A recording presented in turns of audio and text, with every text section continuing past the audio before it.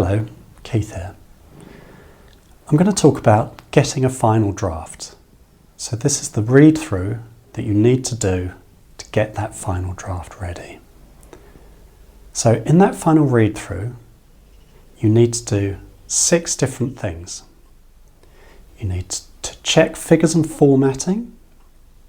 You need to do a fact check. You need to do a notes to authors check. You need to do a references check. You need to do a concise and simple check. And lastly, you need to do a final polish. So 6 different things, which is why what I actually do is 6 different read-throughs. And I would recommend that too. But first of all, I would also recommend you print out the paper onto paper. It is much easier to check your draft on a hard copy than it is on a screen. Just for consistency, for picking out minor typographic errors, I'd highly recommend it. So the first read-through that I would do is a figures and formatting read-through. So what I mean by this is checking, for example, that the figures are cited in the correct order in the text, and also that figure 1 is cited in the text first, and then figure 2, and then figure 3, and so on and so forth. It's also important that your figure labels stand alone. Now what this means is that you can read the figure label isolated from the text and it still makes sense. You also have to check that the way you are writing in the figure labels is consistent for each figure as well. So the way you're writing about it is the same as you move from figure to figure.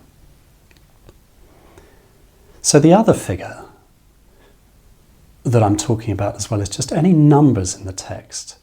So it's really important, for example, that in a table your numbers tally, i.e. whatever you're saying in a table, if you have a total at the bottom, the numbers all add up to it.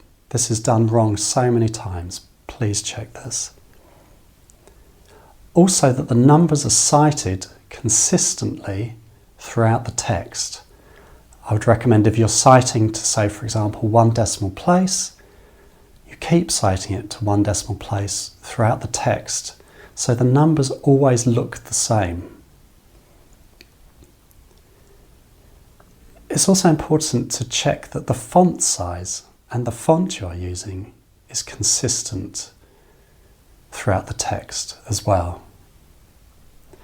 And also that the pages are numbered, and I would expect you to have to do line numbering before you submit as well. And there's different ways line numbering is done as well. So make sure you do this. And also if the journal asks for it to be double spaced, well then please double space it.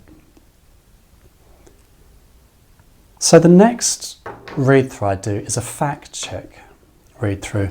Now what I mean here is it really true what you are saying? So you just have to go through and check that all the statements that you make are really true. Okay, so for an example of this, you may say that variable X is continuously increasing over an incubation time. Now, I know it sounds obvious, but is it actually true? Or does it dip at some point, for example? Does it decrease at one point? Then you cannot make this statement. So it's going through and checking what you are saying, for example, about the results is true.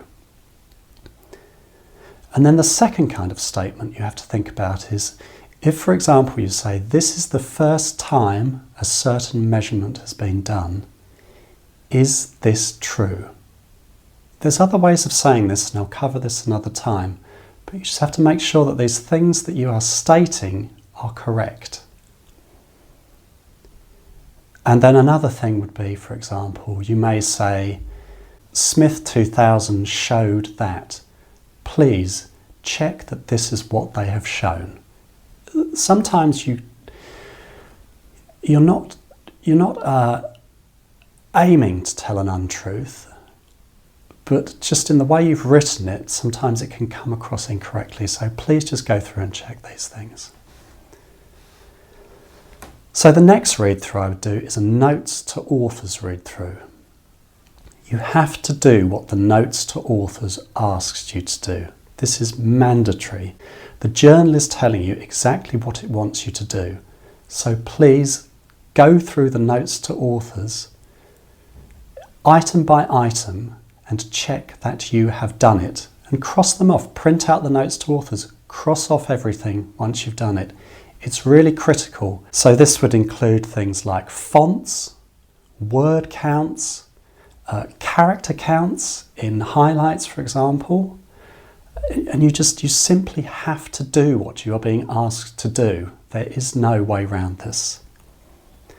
And I would also say, if you are reading it and it says that something is mandatory, what it is saying is it is compulsory. You have to do it. So please do it. So the next read through I would do is references. Now, lots of people will be using reference formatting software, and if you can afford this, or if your institution has this, I would highly recommend that you use this. It takes an awful lot of the pain and time out of doing this properly. But if you cannot do this, if you do not have this, I would recommend you do a references read through. So all this is doing is it's checking the references in your text tally with your reference list.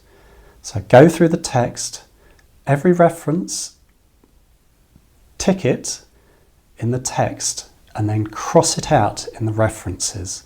And this will make sure that all the references you have in the text are in your references at the end, but also that in your references section, all the references you have there are cited. And it's not unusual to add references that you've tried to put in the text earlier and you've removed, and you've left them in the references. So please do this. And I would also say it's really important that you pay attention to the references. There's always lots of typos and spelling mistakes in the reference sections. Because normally when you read through a document, you get to the end and you're just exhausted. You're tired and bored of reading through your paper or essay over and over. So I would strongly recommend you take a break before you do the references read through.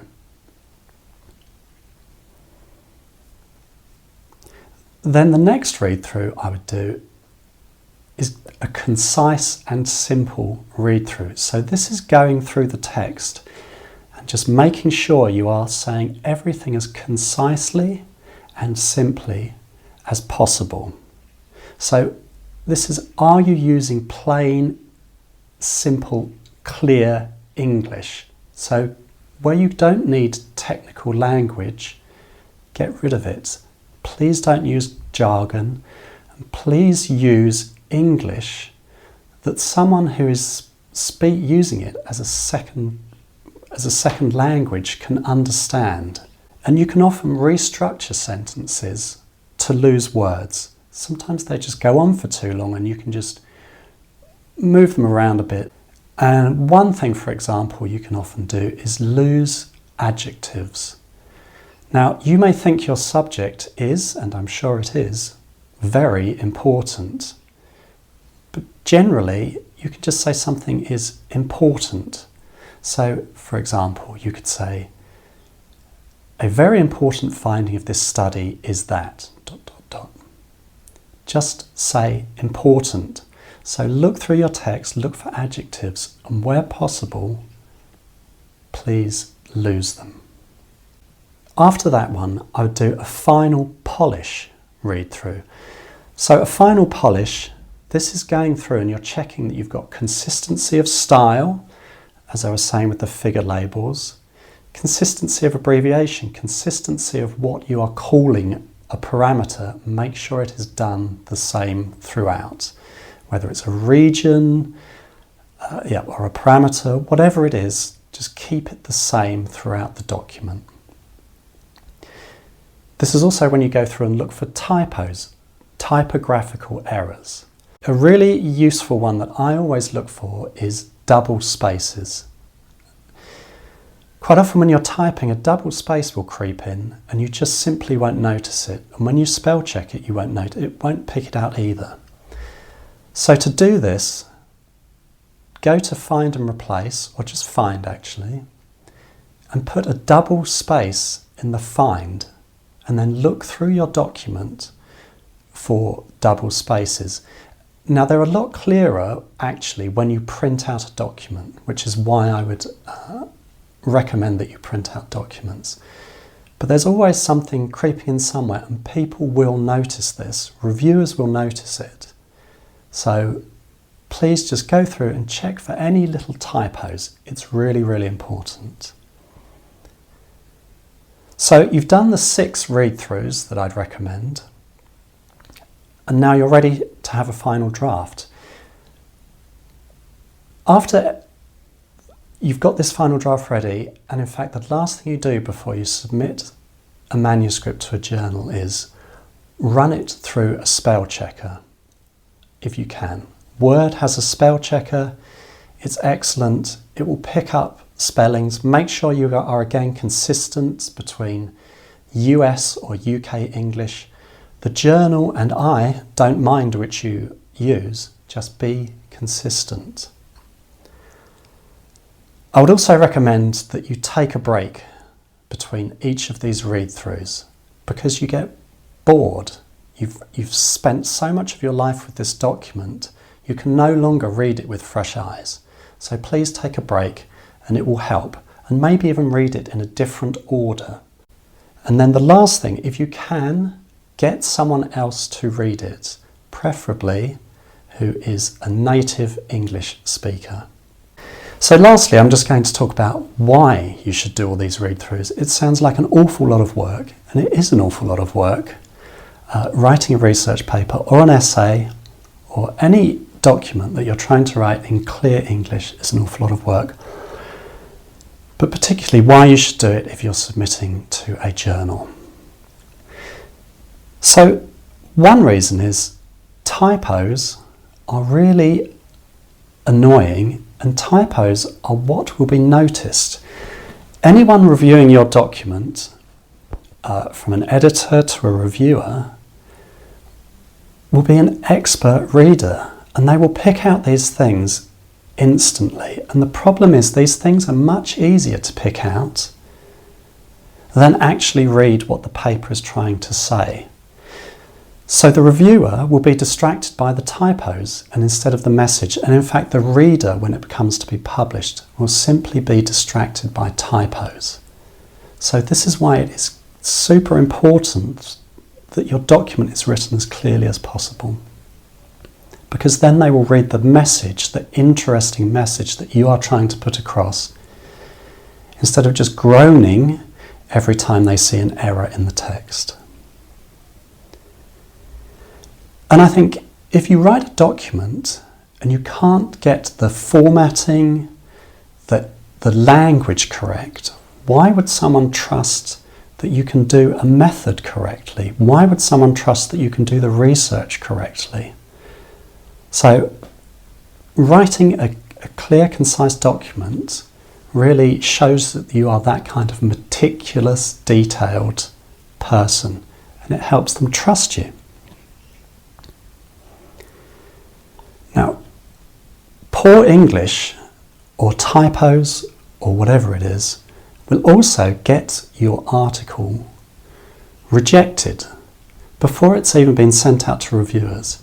If there are these kinds of errors, and for example you have not followed the notes to authors, they will simply reject it before even looking at the science. So you have to do this to get it out to the reviewers.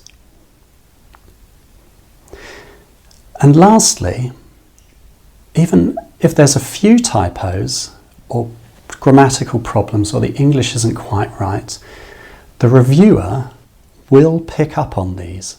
They 100% will pick up on any errors in the text. I can guarantee this. And the problem is, it's much harder to deal with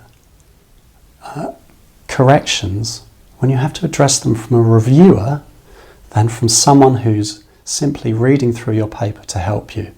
So please get it done before you have to do it in your corrections, which again I will address in another video. So I hope you found this helpful. If you have any questions or suggestions about anything else you would like me to cover, please leave it in the comments section. And thank you for your time.